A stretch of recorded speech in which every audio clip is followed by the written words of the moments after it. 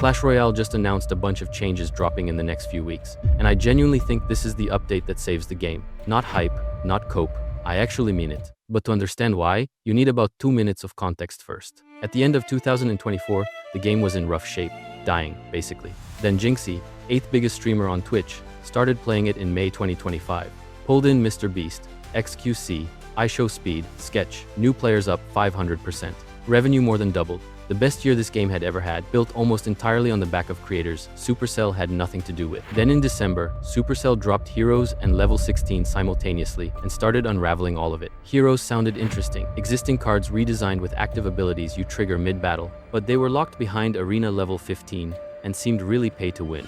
They were also unlocked through a random gacha summon, meaning you wouldn't always get what you wanted. Meanwhile, the community had been perfectly happy with card evolutions, a system that had been reviving dead cards, adding a real skill layer, and letting players choose exactly what they work toward. Supercell scrapped the Evo pipeline mid-run and replaced it with something worse in almost every way. Jinxie called it out for months. Revenue started sliding, player counts dropped. Then the CEO published a yearly blog post crediting the Michael Bolton campaign for saving the game. Didn't mention Jinxie once. That post got over 100,000 likes when Jinxie reposted it, calling it the biggest spit in the face I've ever seen. Mr. Beast, Stable Ronaldo, Lacey, and dozens of other creators piled on. People pulled up the actual revenue data. It lined up perfectly with every major creator event, not with anything Supercell had done. The CEO had to edit the post and add an apology naming Jinxie directly. Then, Ken and Riley pulled out of a major creator showdown with a $75,000 prize pool. Supercell postponed the whole event. A top 5 pro player named Sandbox, someone who'd earned over $200,000 competing, announced he was retiring. The community hadn't done anything like this before. That's the world this coming soon announcement landed in. So let's get into it. The change I want to start with is the slot rework, because it's the one that's going to change how the game actually feels to play every single day. Right now, the game has 4 special slots, 2 for Evos, 2 for Heroes, and honestly, it feels chaotic.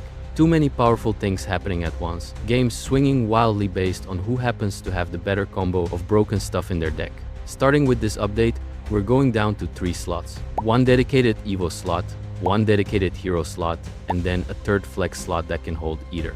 That 3rd slot is where it gets interesting. It means your deck setup is no longer locked into 2 Evos, 2 Heroes every time. Now you can run 2 Evos and 1 Hero, 2 Heroes and 1 Evo, 1 Evo, 1 Hero, and 1 Champion in the flex. The options open up based on what your actual deck needs rather than what the system forces on you. If your deck has amazing Evo options but weak Hero synergies, lean into Evos. If your deck works better with 2 Heroes, do that. It's a more dynamic system, and it's honestly just a better design than what we had. Moving on, evolutions are back. The Evo pipeline had basically gone quiet after Heroes launched, and people were feeling it. 1 new Evo is confirmed for April. May will be a break month. And then, starting in June, every month gets a mix of Evos, Heroes, and new cards. All 3 systems getting additions on a regular rotation. That June onward schedule is the one that matters most long term. It means Supercell is committing to all 3 pipelines running in parallel rather than swapping one out for another whenever something new gets priority.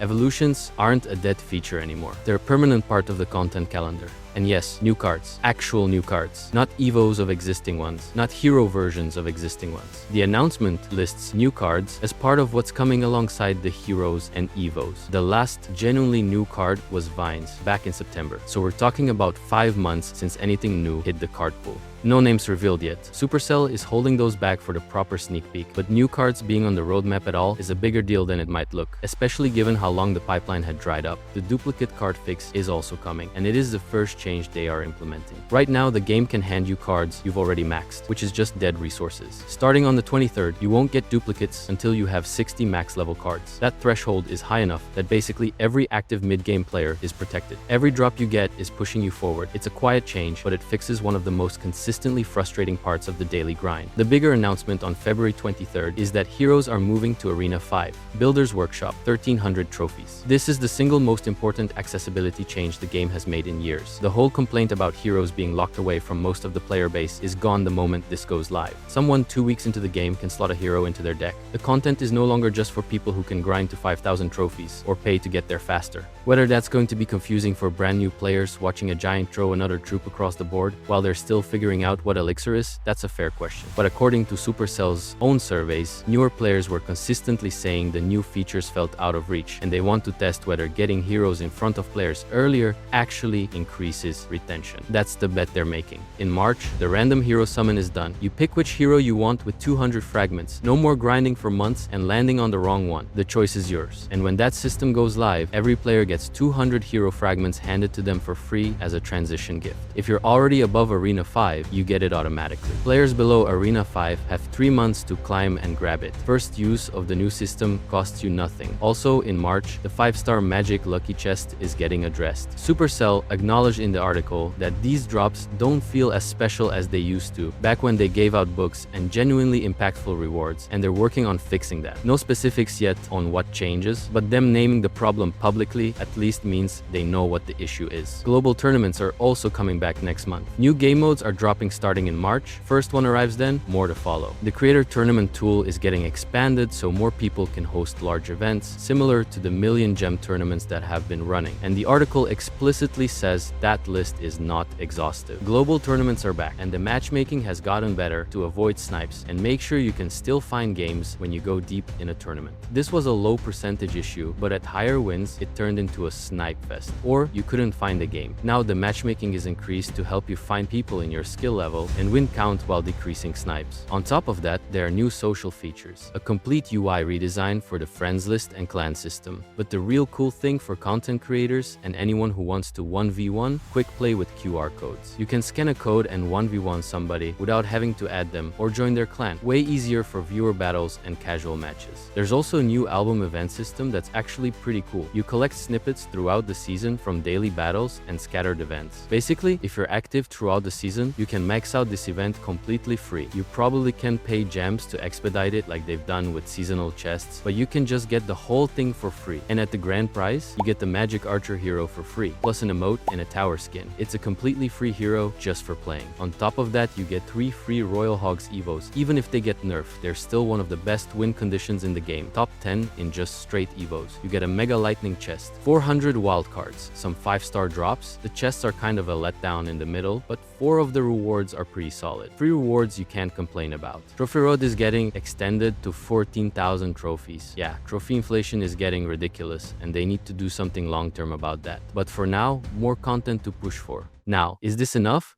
The changes are genuinely good. The slot rework, the Evo pipeline returning, new cards, free hero pick, no more duplicate drops. These are real fixes to real problems, not cosmetic patches. Credit where it's due, because it matters. But the honest part of this is that none of it had to take this long. When Heroes first launched, creators were already saying 4 slots was too many. Dozens of them. It wasn't a fringe opinion. It was basically a consensus. The flex slot idea wasn't something nobody had thought of. Same with the random summon that was a complaint from day one, and it took months of pressure to move. The duplicate system was frustrating the entire time. What's frustrating isn't that the fixes exist, is that they required a full creator boycott, a cancelled tournament, a pro player retiring, and a CEO apology to happen. So the things that would actually make this a turning point going forward, beyond what's been announced, bring back something like the season shop that was removed in April 2025, and people still bring it up. It was a place where time spent playing translated directly into useful rewards you got to pick yourself. Wild shards, magic items, progression resources, not a gem store, a playtime store. Something that says showing up has consistent, controllable value. Whatever form it takes, that principle needs to come back. Now, this could be what the snippet shop is going to be. We are not really sure how it works yet. There also needs to be a public commitment to no new card levels for the next 2 to 3 years. Not a hint, not no current plans, an actual statement. Level 15 broke things, level 16 broke things worse. And every time a new level drops, it makes every player who hasn't maxed out feel like the ground shifted under them. The community is not asking for a permanent cap. They're asking for stability long enough for progress to actually mean something. That single statement would rebuild more trust than almost any individual feature change could. Better communication before things ship, not after. The feedback channels exist, the creator relationships exist. What the community wants to see is evidence that the feedback is landing before the update goes live, rather than in the hotfix 3 weeks later. More transparency about what's being tested, basically anything that closes the gap between we listened and the update that actually reflects it.